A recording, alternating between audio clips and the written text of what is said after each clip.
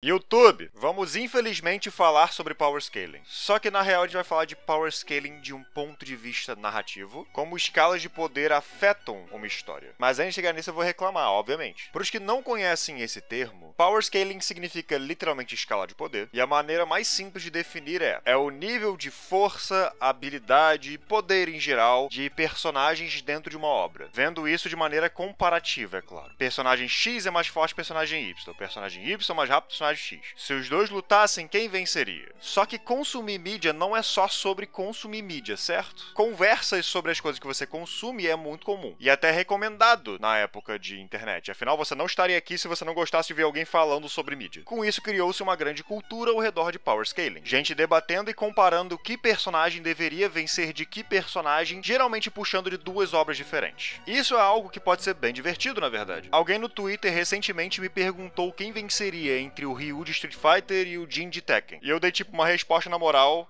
o Jin vence sem muito problema, e eu fiquei até mesmo um tempinho pensando na minha resposta. Então pode ser um negócio divertido. O problema é que é uma questão cultural tão forte dentro de algumas comunidades, em particular dentro da comunidade de animes, que se tornou estúpido. Muito estúpido, na verdade. Deixou de ser sobre debate entre força de personagem e se tornou competição de ego, eu acho. Pessoas só querem que seu personagem favorito vença. Ou pior ainda, vão virar fãs de um personagem porque ele é forte e ele pode vencer todos os debatezinhos do Discord. Eu tava num grupo do Zap um tempão atrás, onde a galera debatia sobre Power Scaling literalmente todo dia, e teve uma discussão que resultou na saída de tipo umas 6 pessoas que perderam amizades de anos, porque passaram tipo 6 horas debatendo se Goku ou Saitama vencia no soco. Vamos tomar no cu, né? A questão de levar Power Scaling muito a sério é que não importa, não só porque em uma história normal quem vence é quem o autor acha que deveria vencer, que vai ser parte do que vamos falar aqui, como também luta em histórias são narrativa. Se você acha que quem vence uma luta é quem é o mais forte, pule de cabeça contra a parede. Não é assim que essas porra funcionam. Do que você tá falando?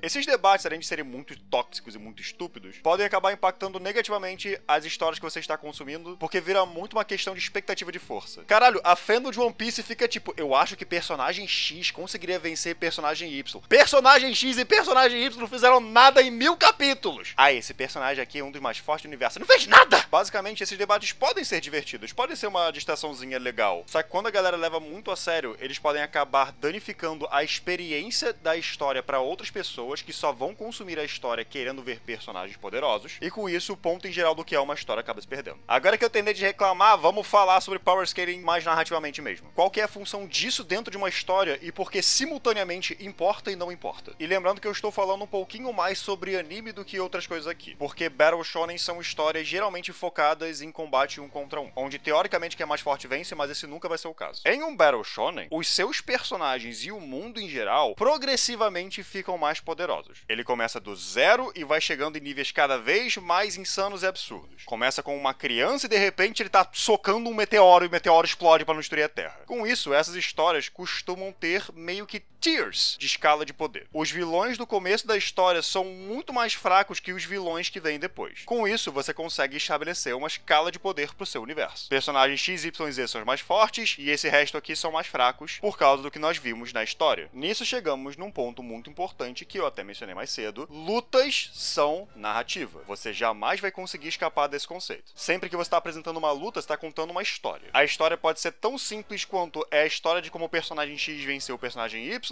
quanto, desenvolvimento de personagem. Mas todas as ações da história, ou seja, todas as fases dessa luta, seguem ideias de narrativa. Um ponto importante de narrativa é que ela precisa fazer sentido interno. Cada mundo, não importa o quão fantasioso seja, tem uma lógica interna e deveria seguir essa lógica. E é aí que Power Scaling se torna importante. Se em uma história toda fantasiosa, esse personagem normal, ser humano, que não tem poderes, dá um soco num puta demônio, o demônio morre, demônio esse que foi estabelecido como extremamente poderoso, as únicas respostas são: ou esta porra não faz nenhum sentido e você fica confuso de por que isso aconteceu, ou o humano tem alguma super duper habilidade e ele é muito mais forte do que parece, e aí não é o caso. E aí só não faz sentido. E isso, em geral, é uma escrita ruim, porque está quebrando a lógica interna que a história dessa luta deveria estar contando. Demônio deveria ser mais forte que pessoa. Se pessoa é mais forte que demônio, deveria ter algo aí pra explicar por que pessoa é mais forte que demônio. Esse é o conceito em geral. Eu já critiquei nesse canal Mortal Kombat algumas vezes, porque os jogos da NetherRealm seguem uma certa fórmula que faz com que certos personagens vençam lutas e certos personagens percam lutas. Só que certos personagens que sempre vencem são sempre os bonzinhos. Isso cria problemas narrativos. Como é que o Baraka é o general do exército Tarkatan, que deveria ser tipo um puta exército de elite de Outworld, e ele perde pra todo mundo que existe? Como é que um cowboy imortal com 150 anos de experiência perde pra adolescentes constantemente? Isso é muito ruim porque, além de fazer com que os vilões pareçam patéticos, isso faz com que a história não tenha muita lógica. Não deveria funcionar assim. Isso impacta negativamente alguns personagens. E com isso impacta negativamente a história, deixando ela menos tensa. Deixa tudo muito fácil pros bonzinhos. E é nesse ponto que Power Scaling é importante pra uma história. Histórias precisam fazer sentido. A escala de poder dos seus personagens precisa ser respeitada. Agora vamos falar sobre por que não importa tanto assim. Em basicamente qualquer história, você tá seguindo um personagem mais fraco indo contra alguém mais forte. A sua história é sobre como essa pessoa mais fraca conseguiu, apesar de todos os pesares, vencer esta pessoa mais forte. Essa geralmente é a história que você tá contando. Você tá contando outras histórias também, mas geralmente é essa história que você tá contando umas lutas dessas. É uma história de superação no campo de batalha. Então entra aí o problema, né? Quem vai vencer a luta é quem é mais fraco. Como que o autor vai fazer isso dar certo? Ah, é só ele fazer ele ficar mais forte que o oponente no meio da luta. Não. Quer dizer, isso pode dar certo, mas tipo, a não ser que tenha motivos narrativos muito bons pra isso, faz parecer que o protagonista venceu porque é protagonista. Ele tirou o poder do cu e devido a esse poder tirado do cu, ele venceu. Absolutamente ninguém gosta disso. Se ele for ganhar um Power Boost e vencer, esse Power Boost tem que fazer sentido. E aí, beleza, quem venceu é quem é mais forte. Mas geralmente não é assim que funciona em Battle Shonen não, pô. Geralmente, o personagem tem que dar um jeito de vencer. Dar um jeito de passar daquela barreira que tá na frente dele. Seja por sorte, o que não ironicamente eu acho legal quando isso acontece, seja por estratégias, ou algo separado que ocorreu. Dragon Ball é um anime que as pessoas caem muito em cima por ser só